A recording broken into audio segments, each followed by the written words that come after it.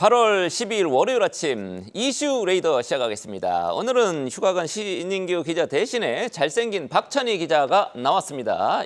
안녕하세요. 이번 주 수고를 해주시겠습니다. 자, 키워드 오늘장 주목해야 할 핫 키워드 4개 보여주겠습니다. 공모주, 전기차, MSCI, 그다음에 핵심 일정 순서로 보겠습니다. 첫 번째, 이번 주에 공모주 슈퍼위크가 돌아왔다고 할 정도로 공모주 상장도 많고 청약도 많죠. 맞습니다. 지난주에도 굉장히 많았는데 이번 주에도 계속됩니다. M83과 EN셀이 오늘부터 이틀간 일반 투자자를 대상으로 청약을 진행합니다. 먼저 M83은 영화, 드라마의 시각 특수 효과를 제작하는 기업입니다. 주요 작품으로는 이순신 3부작으로 잘 알려진 영화 한산과 노량이 있고 드라마 중에는 빈센조와 스위트홈이 있습니다. 아시아 1위 시각 특수 효과 기업인 만큼 국내외 가릴 것 없이 시각 효과 제작 주문을 받고 있는데요. 지난해 매출은 421억 원으로 전년 대비 84% 늘었고 영업이익은 44억 원으로 154%나 급증했습니다. 신영증권과 유진투자증권이 공동으로 주관을 맡았고 공모가는 희망범위 상단을 초과한 16,000원에 확정됐습니다. 코스닥에 상장 예정입니다. M83과 마찬가지로 코스닥 상장을 준비 중인 이안셀은 2018년 삼성 서울병원 장정욱 교수가 교원 창업한 위탁 개발 생산 및 신약 개발 기업입니다. 현재 희귀 난치 근육질 질환을 치료를 목적으로 하는 줄기세포 치료제 신약을 개발하고 있습니다. 지난해 매출은 전년 대비 43% 증가한 105억 원이고 영업이익은 현재 적자를 기록 중이지만 2026년부터는 신약 개발 매출액이 실적에 포함되기 때문에 흑자 전환에도 성공할 것으로 전망되고 있습니다. 예상 영업이익은 33억 원 수준입니다. 주관사는 NH투자증권이며 공모가는 희망범위 상단인 15,300원에 정해졌습니다. 이 밖에 지난주 금요일 청약을 시작한 의약품 전문 제조업체 TDS팜과 대신밸런스 제18호 스펙은 오늘 청약이 마감됩니다. 네, 스펙까지 포함하면 여러 군데가 지금 청약을 이번 주에 받습니다. 특히 오늘 내일 EN셀하고 M83 붙었는데 어느 게 더 많이 자금을 모을지도 주목이 되겠네요. 둘 다 나란히 희망밴드 상단으로 공모가 확정이 됐습니다. 오늘 상장하는 뱅크웨어 글로벌이라고 있죠. 맞습니다. 잠시 뒤 9시에 코스닥 시장에 데뷔하는 이 뱅크웨어 글로벌은 국내에서 하나뿐인 코어 뱅킹 플랫폼 기업입니다. 이 코어 뱅킹이란 핵심 금융 업무를 처리하는 전산 체제를 말합니다.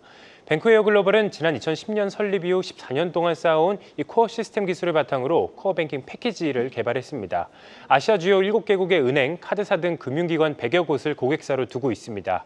실적도 양호합니다. 지난 14년간 매출은 연평균 38% 증가했고 연간 구독 매출은 30%를 넘겼습니다. 이 연간 구간 매출이란 플랫폼을 구독하고 있는 고객들로부터 매년 벌어들일 것으로 예상되는 수익을 말하는데요. 플랫폼 기업의 핵심 매출원 중 하나입니다. 향후 사업 계획도 구체적입니다. 지난 5월에 증권형 토큰 수익 배분 시스템을 특허 등록하면서 블록체인 사업 진출을 알렸고 일본과 중국 금융기업과 플랫폼 제공 계약을 맺는 등 해외 사업에도 계속해서 박차를 가하고 있습니다. 다만 이와 별개로 기업 평가는 좀 아쉬웠습니다. 기관 경쟁률 155.74대 1로 지난 6월 14일 상장한 그리드 위즈에 이어서 올해 두 번째로 낮은 기관 경쟁률을 기록했습니다. 이에 공모가도 희망범위 하단인 16,000원으로 확정했습니다. 현재 그리드 위즈의 주가는 공모가 대비 44.75% 하락한 상태인데요. 뱅크웨어 글로벌 투자를 좀 고려하고 있다면 상장 이후 주가 흐름을 좀 확인한 뒤에 안정되면 투자하는 것이 좀 좋다라고 보여집니다. 네. 지금 조금 그 주가 흐름을 확인하고 나서 공모주에 신규 투자하실 분들은 확인해서 투자하는 게 좋겠다. 이런 조언까지 나왔습니다. 기관들이 기업에서 공모가 희망밴드 하단으로 공모가를 확정했다라는 건 그럴 만한 이유가 있는 거죠. 이거 기술특례 상장이죠. 맞습니다.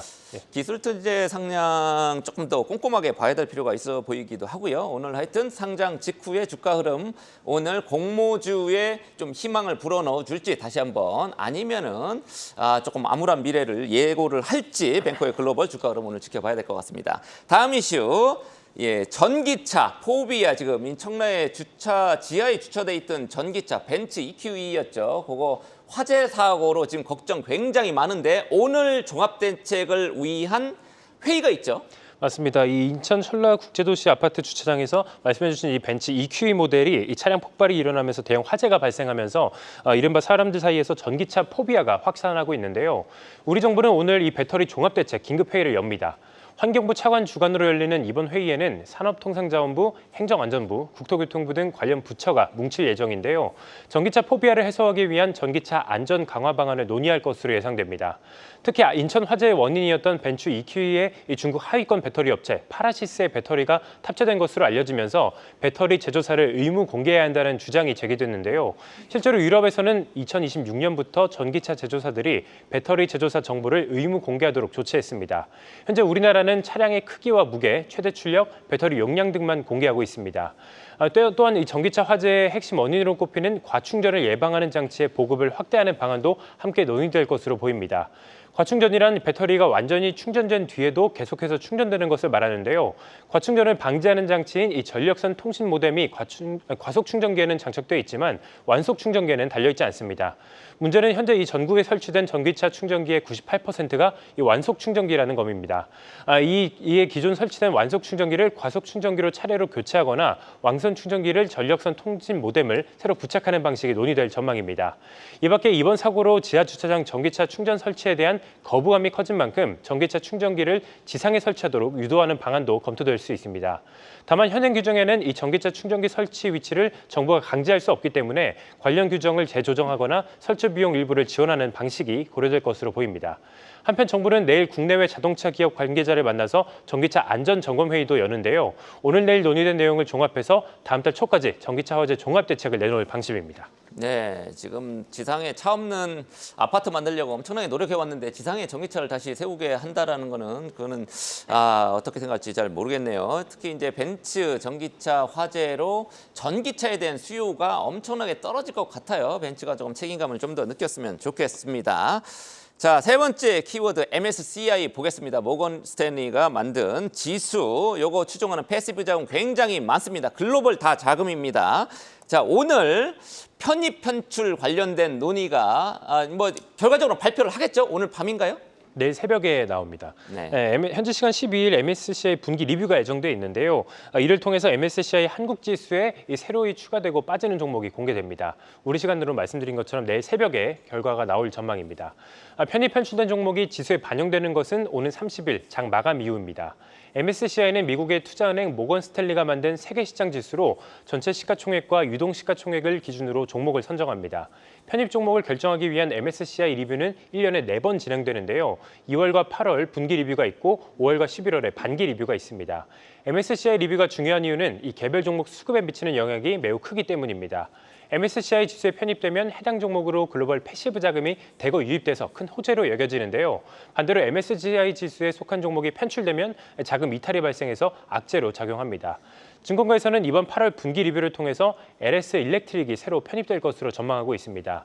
LS 일렉트릭은 미국 전력 수요 증가 기대감에 힘입어서 주가가 연초 이후 꾸준히 상승했는데요. 이에 시가총액이 크게 불어나면서 편입 종목 요건을 충족했습니다. 반면 편출 예상 종목으로는 SK IET와 에코프로 머티가 꼽힙니다. 두 종목은 2차 전지 업황 악화로 시총이 크게 줄면서 편출 요건에 부합했습니다. 중요한 것은 이번 분기 리뷰로 국내 증시가 좀 충격을 받을 수 있다는 건데요. 올해 글로벌 증시 대비 한국 증시의 성과가 부진해서 편입 예상 종목에 비해서 편출 예상 종목의 수가 많기 때문입니다. 지난해 11월 분기 리뷰 전 한국 지수 편입 종목은 109종목에 달했지만 현재 98종목으로 줄었습니다. 편출 종목이 많다는 것은 그만큼 국내 증시에서 빠져나가는 글로벌 패시브 자금도 많아진다는 것을 뜻하기 때문에 국내 증시 전반에 좀 악재로 작용할 수 있습니다. 네, 주가가 좀 뛰고 시가총액이 점점 커져야 편입 종목 수가 늘어날 것 같습니다. 현재 예상되는 게 LS 일렉트릭 이미 주가에 선반영 됐겠지만 지금 다시 새로 신규로 편입될 가능성 매우 높다. 대신에 SK IT는 편출될 가능성이 높다. 요 얘기였습니다. 오늘이 이제 월요일이니까 이번 주 핵심 일정을 알아봐야 되겠죠. 네, 이번 주에도 굵직한 이슈들이 많은데요. 국내 투자자들이 좀 주목해보면 좋을 만한 이슈들로 추려서 정리해봤습니다. 먼저 오늘은 앞서 소개했던 이 국내 이슈들을 주목해서 살펴볼 필요가 있습니다. 그리고 미국에선 공화당 대선 후보인 도널드 트럼프 전 대통령이 일론 머스크 CEO를 만나서 테슬라 CEO를 만나서 인터뷰를 진행합니다. 앞서 머스크 CEO는 트럼프 전 대통령 재임 시절엔 대표적인 반 트럼프 인물 중 한 명이었는데요. 올해 미국 대선을 앞두고 친 트럼프로 돌아선 만큼 어떤 대화가 오갈지 주목해보면 좋겠습니다. 이 밖에 최근 큰 하락 이후 반등세를 보이고 있는 일본 증시가 산의 날 대체 휴일로 하루 쉬어갑니다.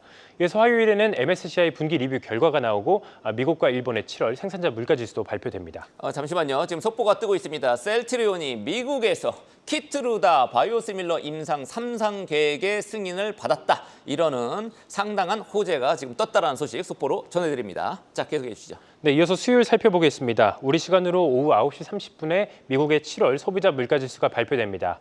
매달 발표되는 지표 중에서 가장 중요한 지표라고 봐도 무방한데요. CPI가 둔화한 것으로 나타날 경우 미국 경기 악화 시그널로 해석될 수 있습니다. 월가에서 제시한 7월 CPI 예상치는 3%, 그런 CPI는 3.3%입니다. 목요일에는 국내 증시가 광복절을 맞아 휴장하고요. 미국에선 7월 소매 판매와 산업 생산이 발표됩니다. 두 지표 모두 CPI 못지않게 중요한 지표인데 소매 판매와 소비자 신뢰 지수가 전월 대비 개선될 경우 최근 증시를 억누르던 경기 침체에 대한 우려를 완화시켜서 증시의 호재로 작용할 수 있습니다. 중국에선 7월 소매 판매와 산업 생산, 실업률, 주택 가격 지수 등 중요한 경제 지표가 일제히 발표된다는 점도 함께 체크하시면 좋겠습니다. 금요일에는 유라클이 코스닥 시장에 데뷔하고 미국은 셋째 주 금요일인 만큼 옵션 만기일을 맞이합니다. 한편 지금 살펴본 일정 외에 국내 증시에선 이번 주 내내 2분기 실적 발표가 이뤄지는데요. 게임주와 보험주가 일제히 실적을 공개할 예정입니다. 네, 실적 발표 굉장히 중요하고요. 이번 주 일정에 역시 미국에서 불어올 이벤트, 이거 7월 CPI하고 소매 판매, 경기 침체 여부를 판단할 수 있는 그런 지표들이니까 주목해봐야 되겠습니다. 지금까지 박찬희 기자와 함께한 이슈 레이더였습니다. 계속해서 다양한 경제 이슈를 알고 싶다면 구독과 좋아요, 알림 설정 부탁드립니다. AI 캐스터 권미정이었습니다.